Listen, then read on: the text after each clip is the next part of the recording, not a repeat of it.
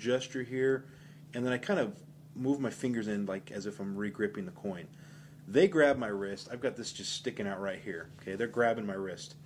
So now I'm in this position. You have got all the misdirection you could ever possibly imagine to merely move this coin here. Let's move this out of the way. Move this coin here and set it in the lid and pick it up. That's all I did. I think the lid was upside down yesterday, but that's it. And then I kind of just jam it in with my thumb. You don't want it to fall out prematurely. And I just hold it like this, and I have somebody steady the film canister for me because, you know, I need another hand to put the lid on. And when you push, you know, don't push here to put the lid on. Push on the edges. Okay? And again, then you set this image up of you know, my hand is over here, and then my other hand's on the other side of the border. And as I'm shaking, I just squeeze the coin. I squeeze the lid here. And suddenly there's this audio illusion, which is incredible. Again, they signed the coin. Remember, that's a marked coin. I open my hand here. I'll let you sit and argue all night long on which one to reveal first. I don't care. Whatever works for you, okay? I reveal the hand first, I think. It just depends on my mood. Now, here's something you got to be careful of, though. Pull the lid off. Hand it to one guy.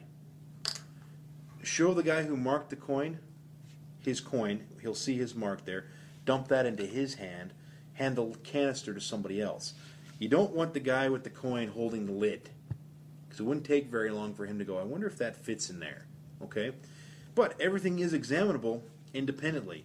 I open it up that way. If you remember when I opened it, as in, I don't mean open it, but I mean when I started the effect yesterday, I pulled off, I handed that to, I believe, Jay. I handed a quarter to Joe, and then I gave the canister to Eric, and then they all licked them and put them in their mouths and spit them back at me. It was disgusting. But I had them independently examine it. He marks it. He puts it in my hand. I go through the whole thing. I load it into the lid. I put the lid on. I do this. And then I hand that out one at a time. Anyway, that's Dream Vacation. Eric's over there telling me to shut up because I'm going way too long on this explanation. So we're going to cut right here.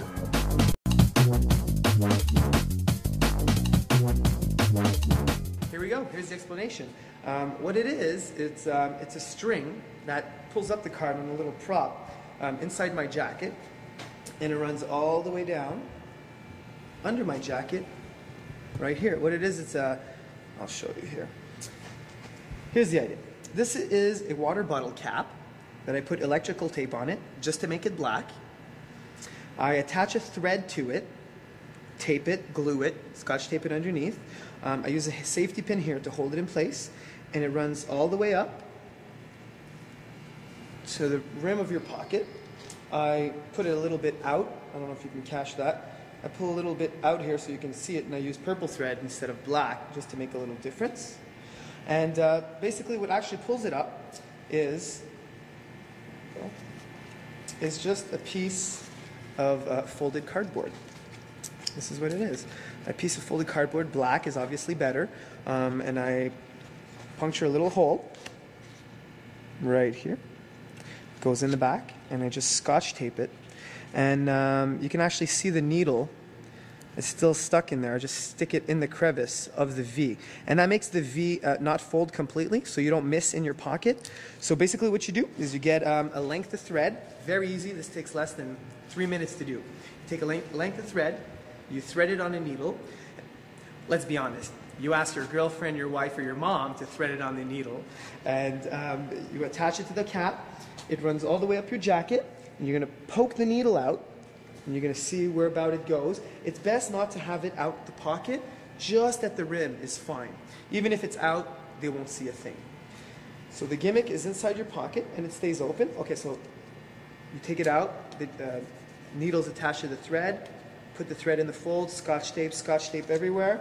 And that is your gimmick. Basically, it's kind of like a pulley system, right? You put the card, any card you put in your pocket, and then you kind of just pull on the gimmick. Now, pulling the gimmick, this is the whole part of the trick. This is like the trickiest kind of weird part. You can make it so it's right there. You can see it, it's right there. And you can just casually, my hand just casually runs underneath, and you don't need to pull a lot. I pull about an inch This is about an inch pulling, and it pops right out.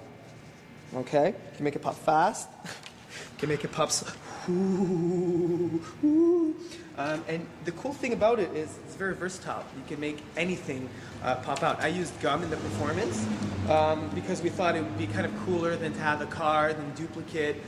There is a version that I do with a signed card, and I put it back in the deck in their hands and kind of palm it, lateral palm it, and just load it in the pocket. It's signed. I don't think it's necessary. Duplicate card. It's still rising up out of your pocket. In the presentation, I did the good old, is that me or you? And then it's something useful that actually pops out of your pocket, like gum. Or you can have a color-changing handkerchief. One goes down, one goes up. Another way, if you kind of feel bad with this hand reaching down and going under your jacket, and this is really cool. I just put pressure. I kind of lean forward a little bit. I just put pressure on the cap, and when I straighten up my body, the thing rises right out. So I don't pull on it. We'll get a nice, so it's right here, ready to go. I find the cap on top of my jacket, just talking. I kind of lean forward a little bit as I'm gesturing. And that right now, this is really tight. This is really tight. Look, if I straighten myself up, obviously I'm exaggerating the movement. If I don't straighten myself up, it kind of looks like this. Right, you get the picture, right? So you can kind of move back and it rises up. I just prefer to go right underneath the jacket. You get a lot more control, and it's a little gimmick. When you don't use it, I know what you're thinking. You're thinking, I'll never put that in my jacket. It's in the way of everything. You can see here, it's in the way of my top it. It's in the way of my prediction trick. So here's how you put it away. It's very, very simple. I put the little pin away, and all you do is you just roll it up. Right? So and then you just stick it in your pocket, and you're done. Your cap is right here. If you still don't like this, you can actually give a little bit more juice and put it right in your pocket. So that's out of the way. When you think, do this when people have seen the rising card before. You can kind of have your deck here right before, and you say, you've seen the rising card, right? And you look at it, and you're like, rise, rise. And it's not working. You turn the deck around. That'd be great for magicians. And the card actually rises.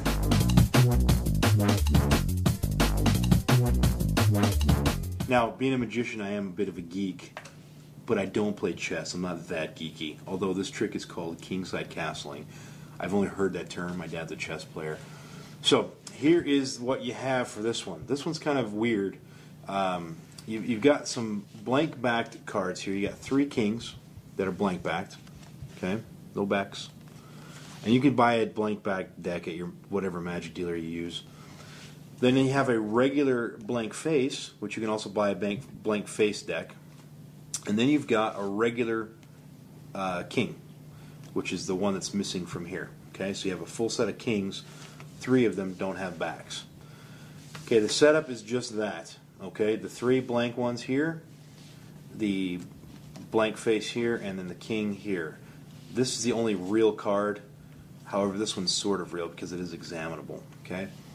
Now, you apparently only have 4 kings. That's the goofy part about this.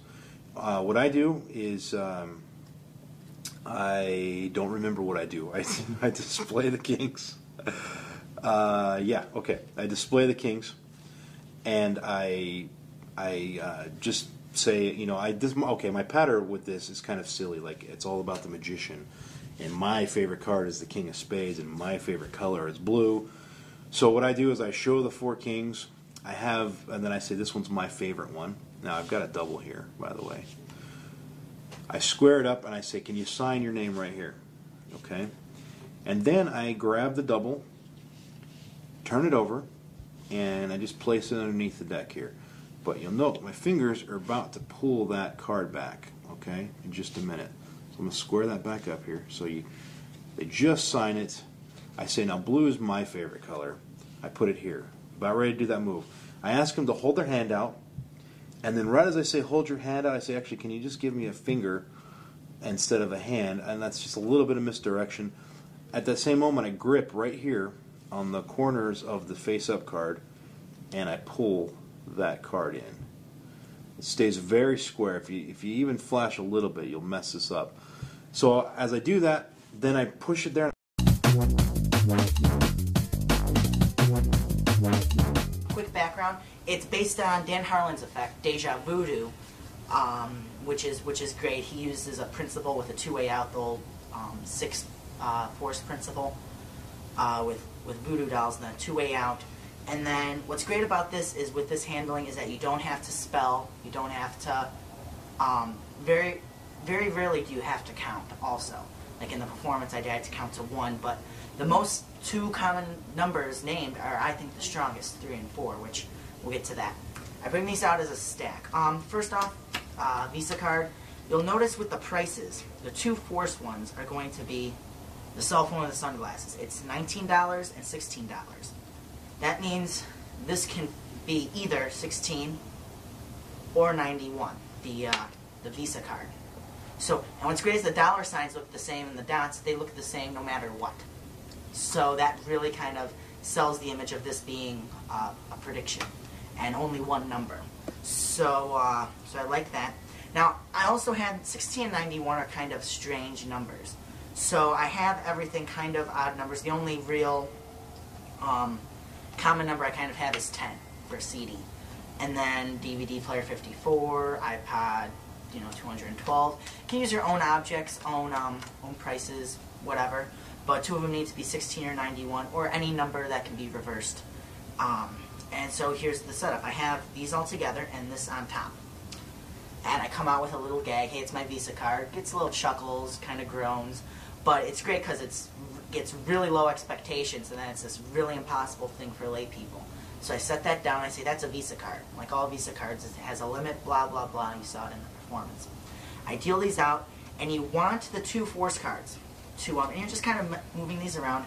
You want one of them, move this out of the way and move these up. You want one of them to be on the very end, and then at the opposite end, you want it second in, so that this one can be in position number 2, if you're counting this way, or position number 5. Now, if you're counting from this way, this one's in position number 1, or this is in position number 6, or counting this way, position number 1. So if they say number 1, you say, okay, there's number 1, like in the presentation, there are the sunglasses.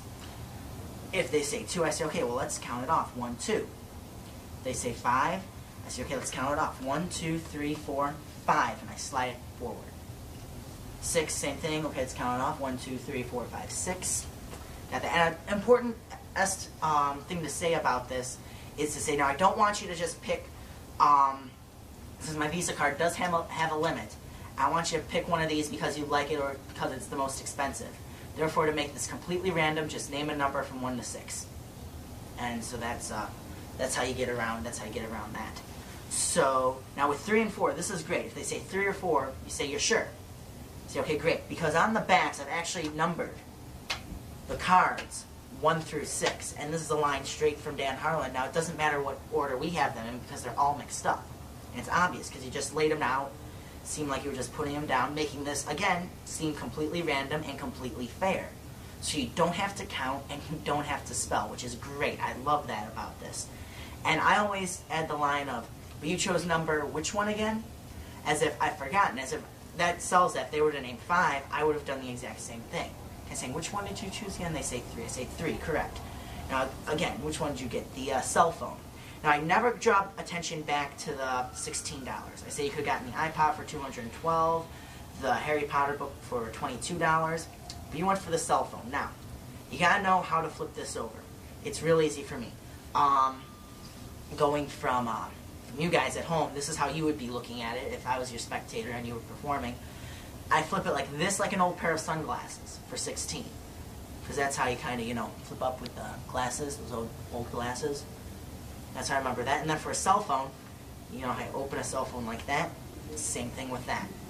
So that's how you get the cell phone, and that's how you get the sunglasses. But yeah, it's great. It's a lot of fun, and it's a real killer.